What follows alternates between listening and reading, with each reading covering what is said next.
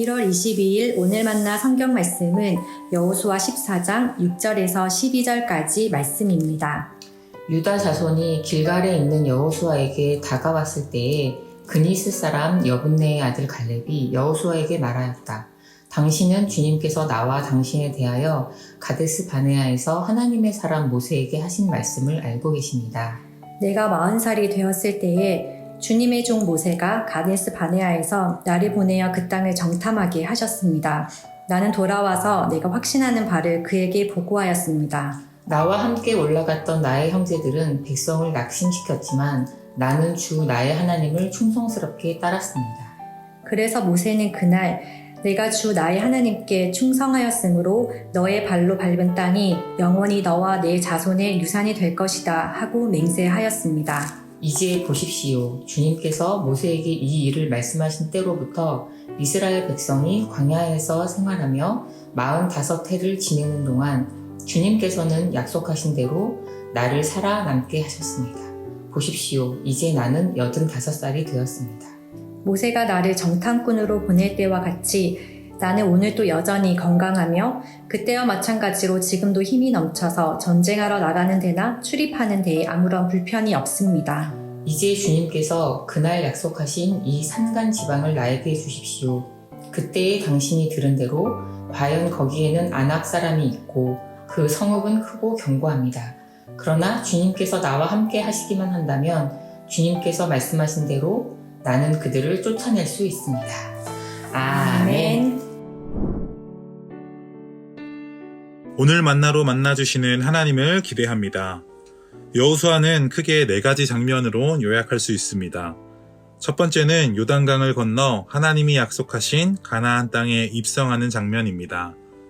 두 번째는 이제 가나안 땅에 들어갔기 때문에 가나안 땅을 점령해 가는 이야기가 12장부터 나옵니다.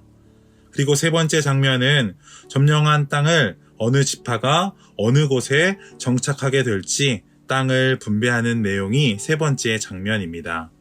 마지막 네 번째 장면은 여호수아의 마지막 고별 설교가 기록되어 있습니다.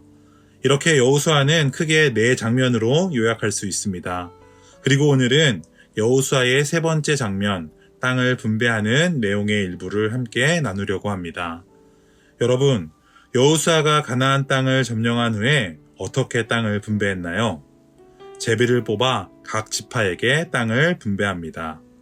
그럼 왜 하나님은 이런 방법을 통해서 땅을 분배하라고 하셨을까요?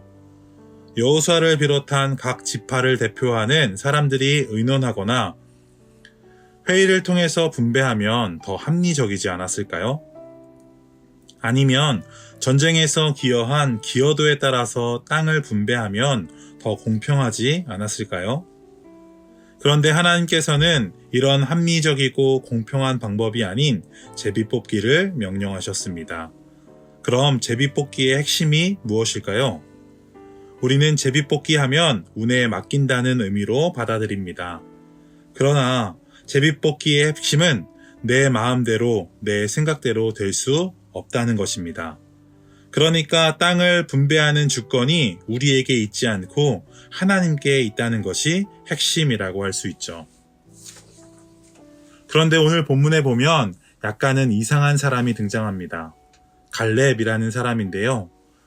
이제 갈렙은 가만히만 있으면 어느 땅이 될지는 모르겠지만 자신이 속한 지파에 땅이 분배가 되고 더 이상 전쟁은 하지 않아도 되는데 그가 갑자기 헤브론 산지 아낙 사람이 있고 크고 견고한 성을 달라고 요청합니다.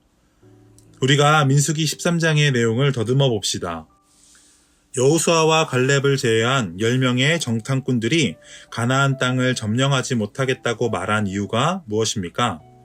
그 땅에는 거대한 족속 아낙 사람들이 살고 있기 때문이라고 말하지 않았습니까? 그리고 그 아낙 사람들의 본거지를 지금 갈렙이 달라고 요청하고 있는 것입니다.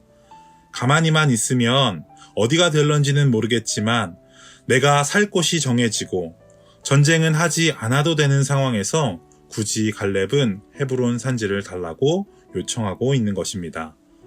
그럼 우리들은 여기서 질문을 던져야 하지 않을까요? 왜 85세의 갈렙은 남이 하지 않는 일, 어려운 거 뻔히 알고도 그 길을 가려고 하는 것인가? 도대체 그 힘은 어디서 나오는 것일까? 우리는 성가신 일에 눈을 돌리려 하고 힘든 일에는 마음을 안 주려고 하고 남들이 알아주지 않는 일은 하지 않으려고 합니다. 그런데 왜 그는 사람들이 기피하는 일에 이렇게 목숨을 걸고 이토록 열심히 하려고 하는 것일까요? 12절에서 갈렙은 이렇게 말하고 있습니다. 이제 주님께서 그날 약속하신 이 산간 지방을 나에게 주십시오. 그때에 당신이 들은 대로 과연 거기에는 아낙 사람이 있고 그 성읍은 크고 견고합니다. 그러나 주님께서 나와 함께 하시기만 한다면 주님께서 말씀하신 대로 나는 그들을 쫓아낼 수 있습니다. 아멘. 그러니까 갈렙에게는 45년 전 그날에 하나님이 약속하신 말씀이 있었다는 것입니다.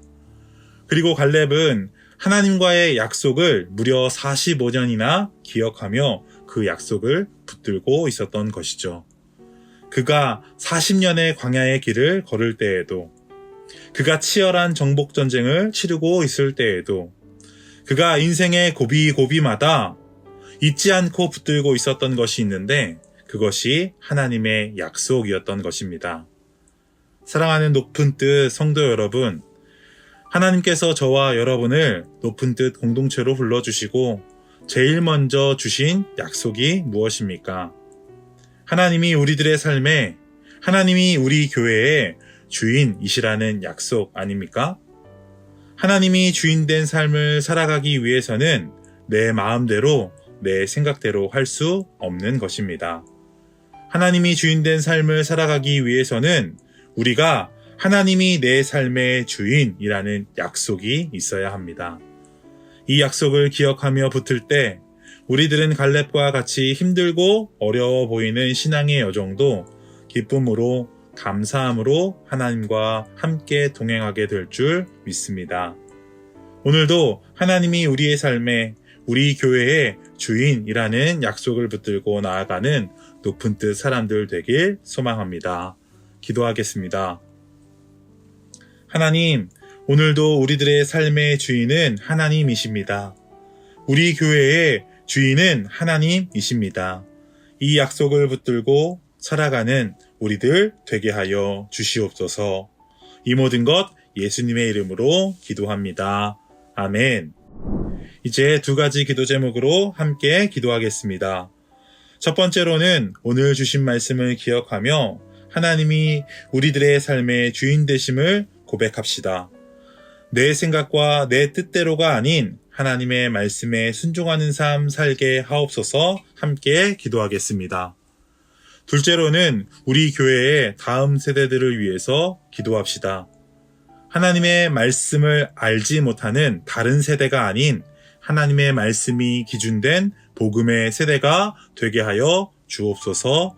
이 제목으로 기도하신 이후에 개인 기도 하시겠습니다.